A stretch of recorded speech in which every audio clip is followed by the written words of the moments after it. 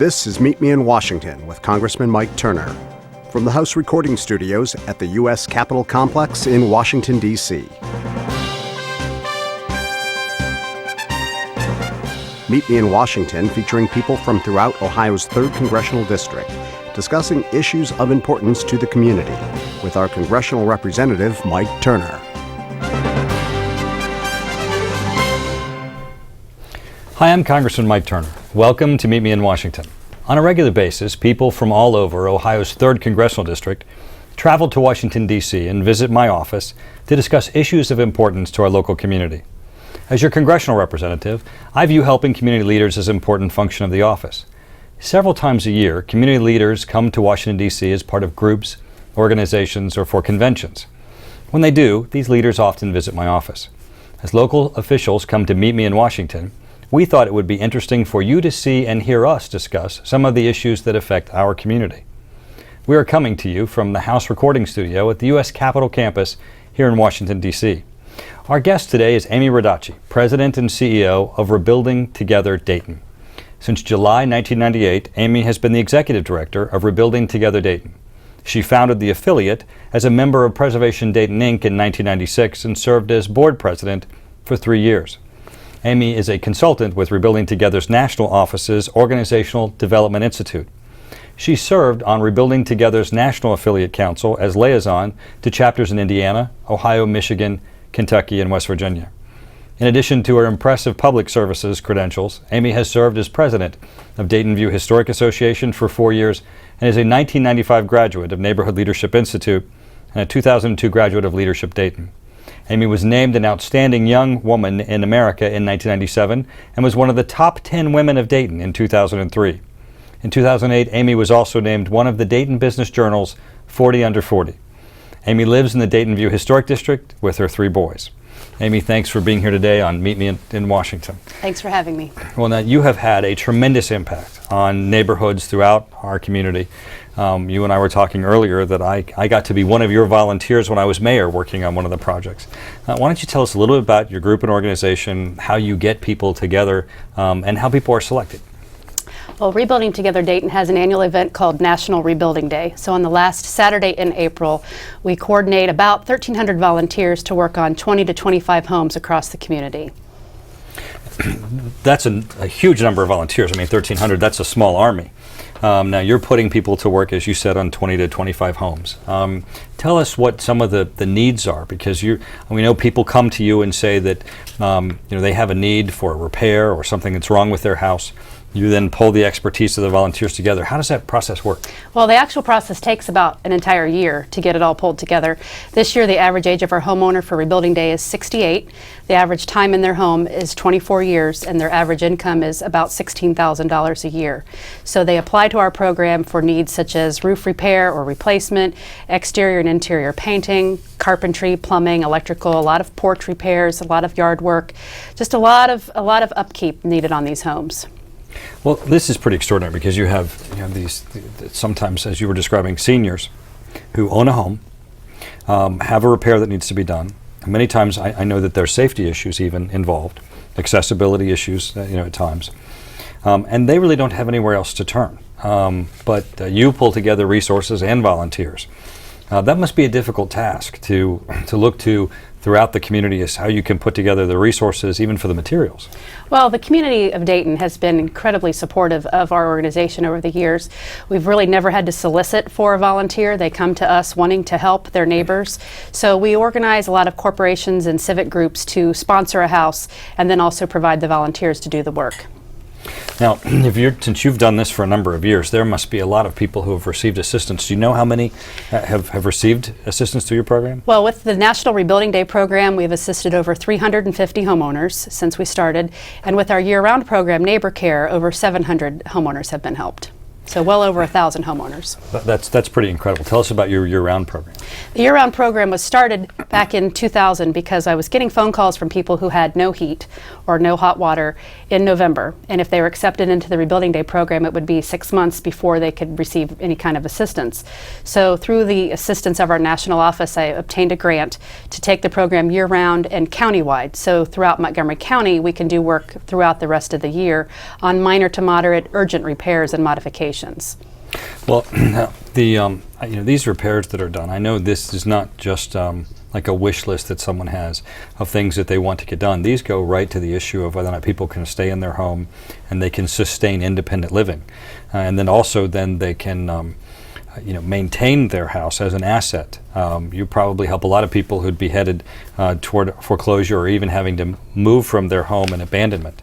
So you have an impact that's on the neighborhood too. I bet the neighborhoods are appreciative. Well, we're actually stabilizing neighborhoods by keeping these homeowners in their homes. The majority of elderly homeowners want to age in place, and it's a lot cheaper to keep them in their home in a safe environment than it would be to put them in an assisted living facility. So we like to go in and assess from the standpoint of safety and security what they need to be able to live in safety and comfort in their home. So we do a lot of modifications like grab bars and handrails, lever door handles, and toggle light switches, wheelchair ramps, accessibility address issues. So there's a lot of things we can do to help keep the homeowner in place.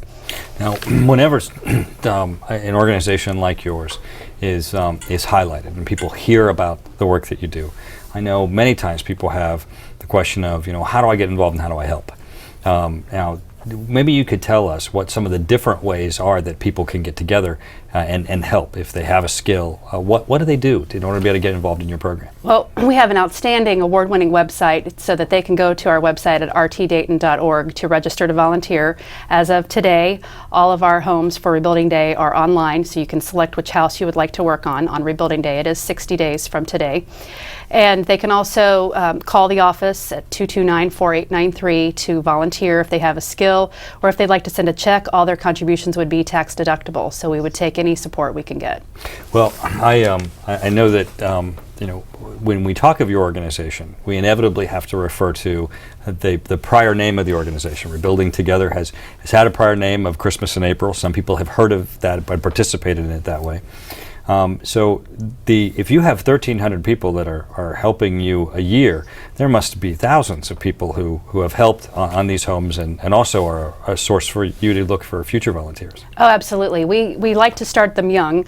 So we do our very first volunteer group was from Chaminade Julien's Honor Society. And so it's been interesting to see how that's evolved as to once they go into college and then get out of college till they come back and help. Or if they move, there's 205 affiliates across the country, and they often contact an affiliate in the community where they've relocated to assist. Well, as you and I were talking, I got to be a painter on one of the homes in St. Anne's, right. Where you were painting the home up for an elderly, I believe, a woman who was living there. And I didn't get any complaints about the porch work, so I was pretty happy about that when we got done. But it was great to see the spirit of the people that are there who are working on it, because our community has a strong spirit toward volunteerism. Nationally, there's a big push now to go out and volunteer, and I do think it's funny on the national level to see that people are finally getting Dayton's spirit of volunteerism. But you do give people, through the organizational support that you have, an ability to use that as a conduit to make a difference in their community. So I know that's really appreciated, that the people get a feeling when they're done of helping someone that they've made a difference. Well, the beauty of our program is really it is one day. And so they can take one day out of their lives to help somebody and make a huge impact, because when they walk away from that project at the end of the day, you can tell that they've done something that matters to the homeowner. And this year we're excited to partner with Disney for the Give a Day, Get a Disney Day, so that if you work for 8 hours on a registered site like our Rebuilding Together Dayton program, you're entitled to a free pass to a Disney park. So that's a huge motivation for some people. I have seen the national ads for that, and that was one of the things I was thinking of about a national push for volunteerism. That's good to hear that you're part of that program. Absolutely. Why don't we mention your website again, also, as people at this point are probably getting even a greater interest to participate. Well, rtdayton.org, and it also has all the photo galleries from all of our past Rebuilding Days and 2 videos online, a new video that one of our AmeriCorps members developed. So there's all sorts of information and resources on our website. Well, as I was saying in the introduction of your bio, that beyond just the great work that you're doing in Dayton, you have been shown to be a model That's also very Dayton for something that we're doing locally to be viewed by others as an example of what can be done nationally. Tell us with your work with the national organization, and also I know in part that's what brings you to Washington today. Well, with the national office, I work with the Organizational Development Institute, and really what that means is monthly I host a webinar for the affiliate network on project excellence. So, for example, the month of February, I hosted a call about in-kind donations and how best to capture that information so that we can leverage our resources and tell our story about the impact we truly have on our communities. So, it's been really rewarding to work with the affiliates on a personal level like that, and be able to come to Washington for Advocacy Day like we did today. We have several national initiatives that we would like to call attention to our elected officials. Veterans housing is a huge issue. We have about 4.3 million veterans that are considered low income. Their household income is $20,000 or below, and they are in need of major household repairs. And a lot of disabled veterans, there's over 6 million veterans who are disabled who need adjustments to their homes. So through the Heroes at Home program that Sears and Kmart have sponsored, Rebuilding Together affiliates have been able to make a huge impact for veterans housing. But one of the big issues that we're here in Washington today is working with you on neighborhood stabilization plan funding to try to get that expanded to assist owner-occupied homeowners for rehab work.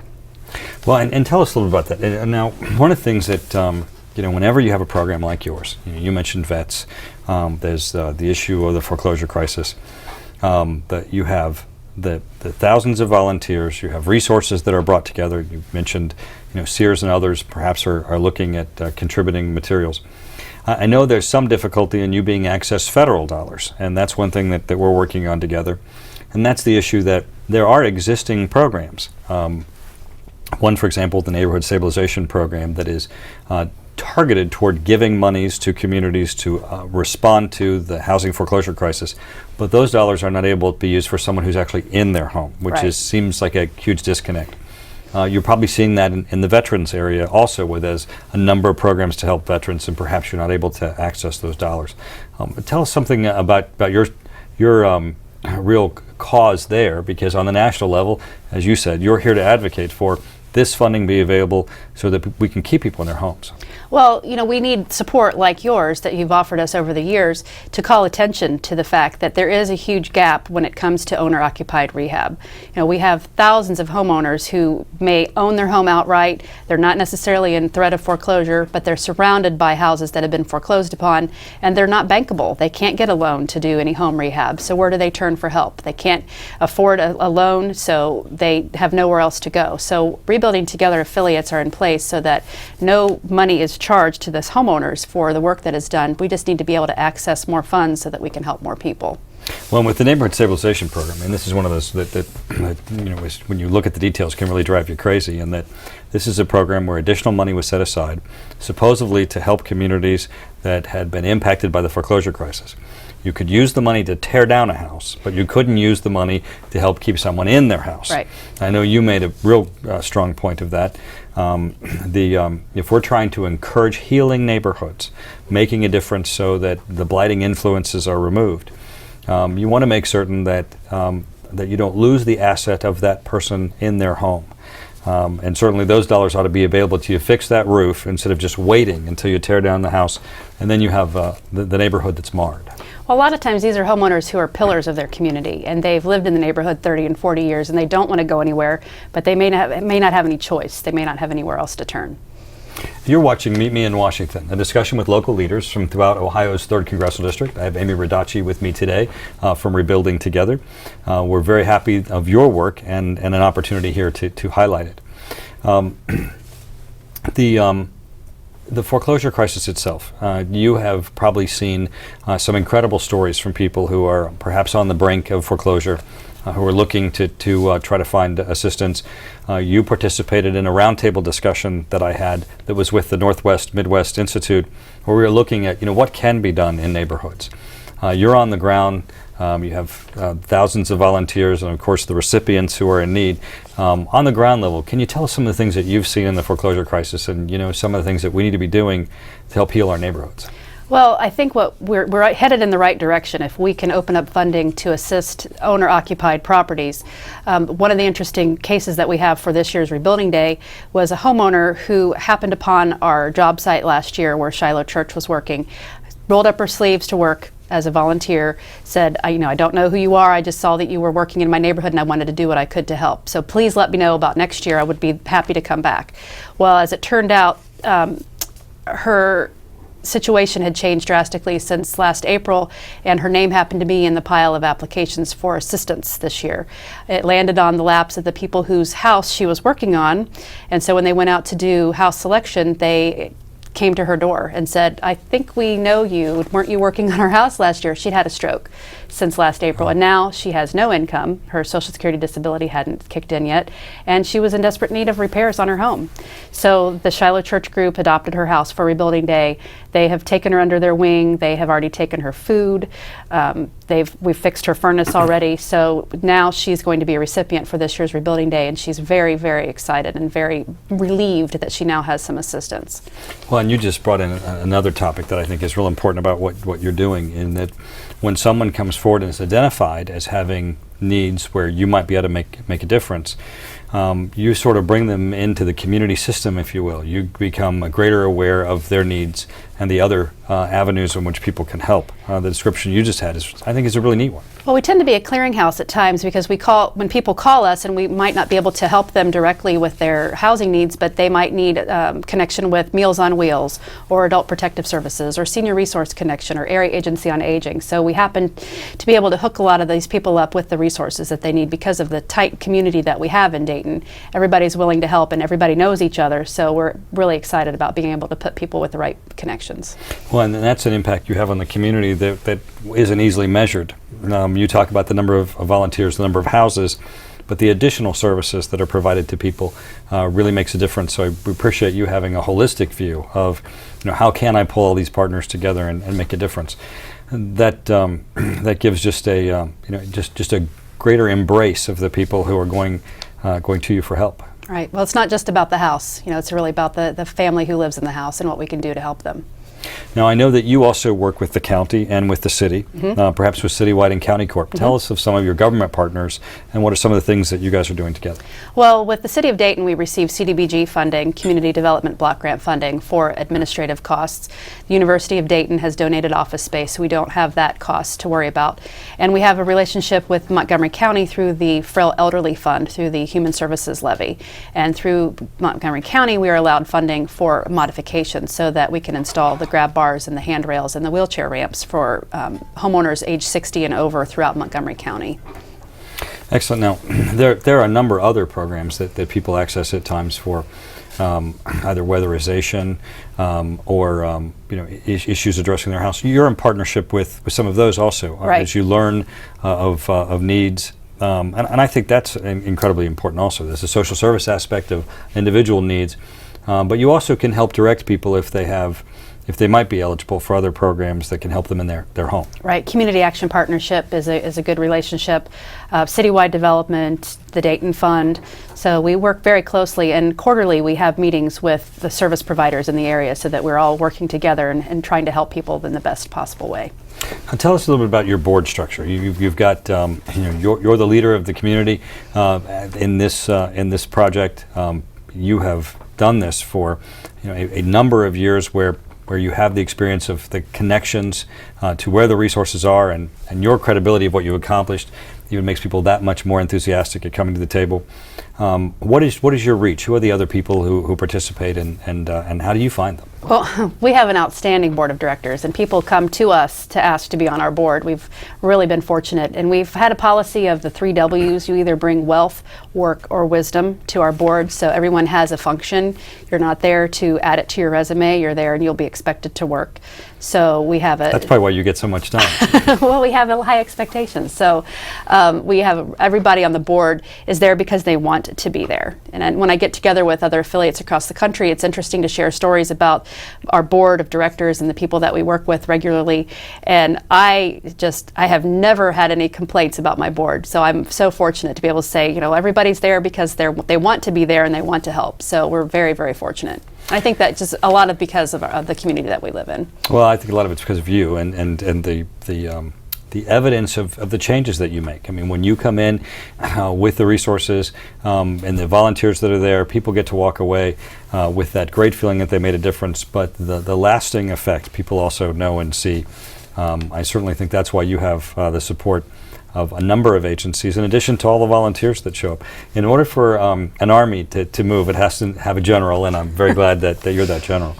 Now, geographically, how far do you reach? Well, Rebuilding Day stays within the city of Dayton, and our year-round program, Neighbor Care, is throughout Montgomery County. And during the summer and the fall, we do a lot of work camps that come to town and want to do projects, and those do go out throughout Montgomery County.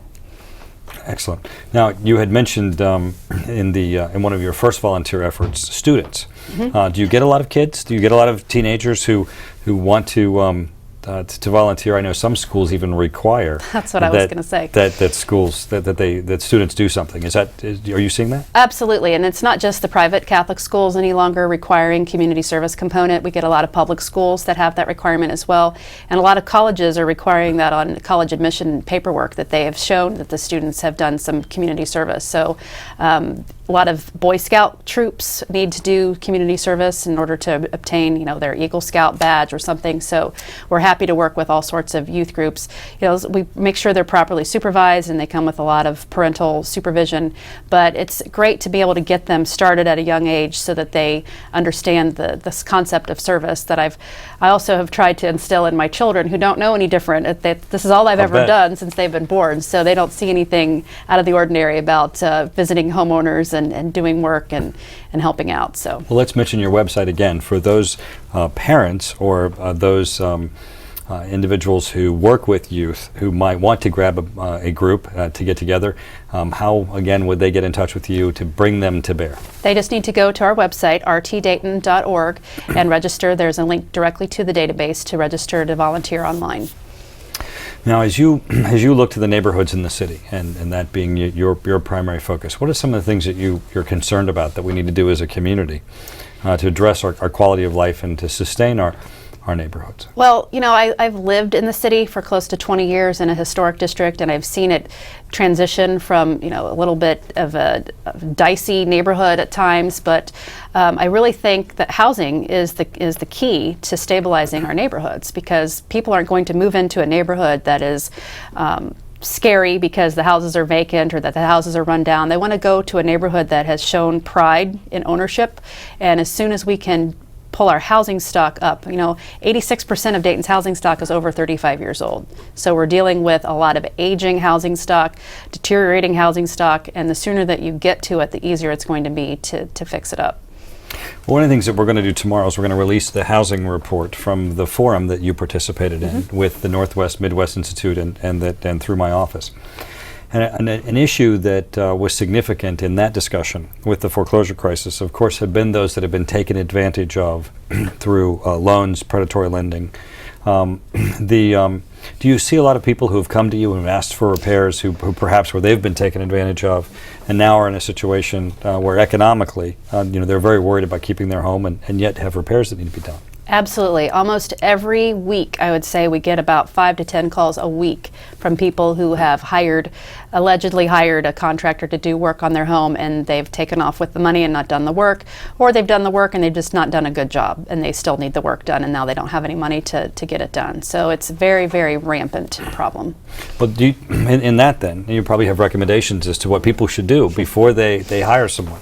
Now, where would you direct someone if they called you and said, I don't want to be taken advantage of, I currently have the resources to address a repair that needs to happen on my house? Where do you direct people? Well, of course, I have contractors that I use regularly with the work that we do through the Neighbor Care program that we hire out. So that I would obviously recommend the people that have worked with our program that we trust. They could always call the Better Business Bureau to get a report on a potential contractor. But there's so many resources out there, and so many contractors have worked with us, so I would never hesitate to recommend any of the people. That's good for people to know, because I know people, especially seniors, at times are worried about about being taken advantage of, and I know you've seen some of the horror stories. So it's good to give them that advice as to how to avoid being in that situation.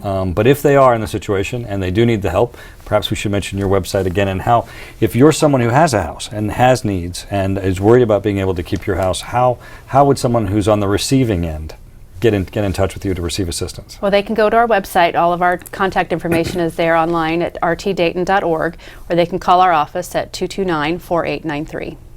Well, Amy, I greatly appreciate what you do for the community because, as we look at our neighborhoods, blighting influences hold down all of our values. We have the great concern of, if a senior is in a home and it's beginning to deteriorate, that's their asset that they're losing. They're losing the ability to be independent. They're losing their economic viability.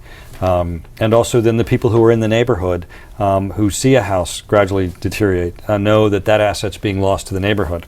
And we've had far too many houses tore down in Dayton.